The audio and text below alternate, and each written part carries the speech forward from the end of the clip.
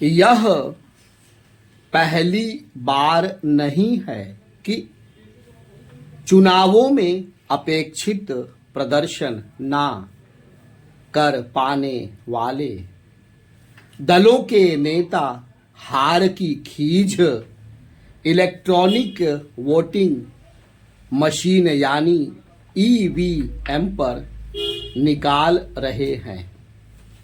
विडंबना यह है कि यह काम छुटभइये नेताओं के साथ कुछ बड़े नेता भी कर रहे हैं, जैसे कि कांग्रेस के वरिष्ठ नेता दिग्विजय सिंह।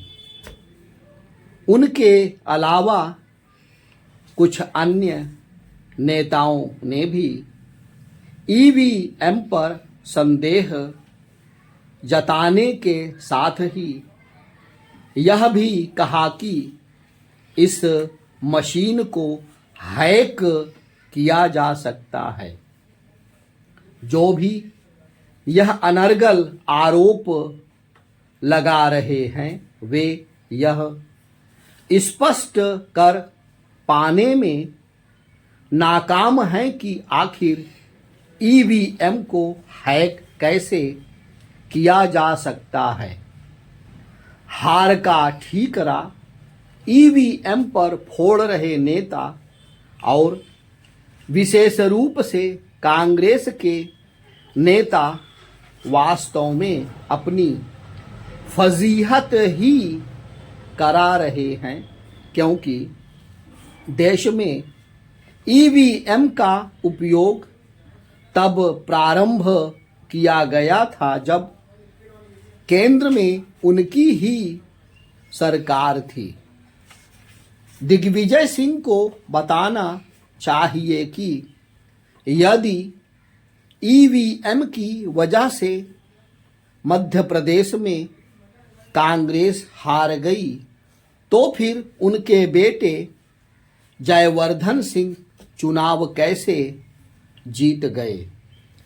एक प्रश्न यह भी है कि आखिर कांग्रेस ने तेलंगाना में शानदार जीत कैसे प्राप्त की।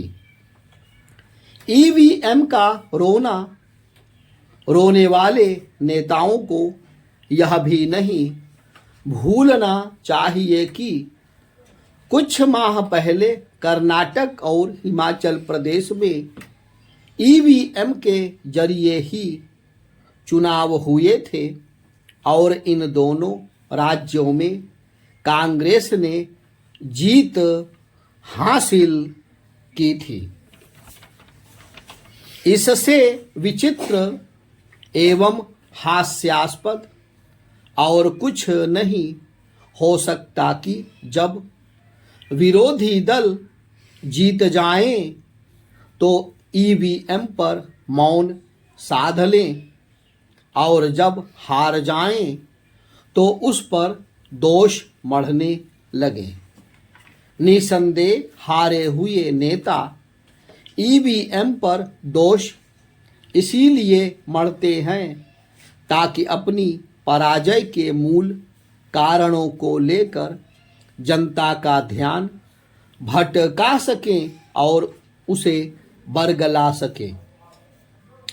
जो नेता मध्य प्रदेश, राजस्थान और छत्तीसगढ़ के चुनाव नतीजों को लेकर ईवीएम को कोस रहे हैं वे इस सच से मुंह कैसे मोड़ सकते हैं कि 5 वर्ष पहले इन तीनों राज्यों में कांग्रेस ने जीत हासिल की थी। क्या वे यह कहना चाहते हैं कि तब ईवीएम ने ठीक काम किया था लेकिन इस बार उसमें छेड़छाड़ हो गई? क्या इससे बेतुकी बात और कोई हो सकती है? ईवीएम की विश्वसनीयता को लेकर कई बार सवाल खड़े किए जा चुके हैं। लेकिन ऐसा करने वाले इस मशीन से छेड़छाड़ हो सकती है और ना ही सुप्रीम कोर्ट के सामने। ईवीएम पर संदेह जताने वाले जो भी नेता मतपत्र के जरिए चुनाव कराने की मांग करते हैं वे केवल चुनाव प्रक्रिया को खर्चीली और समय खपाने वाली ही नहीं बनाना चाहते बल्कि धांधली को भी बढ़ावा देना चाहते हैं।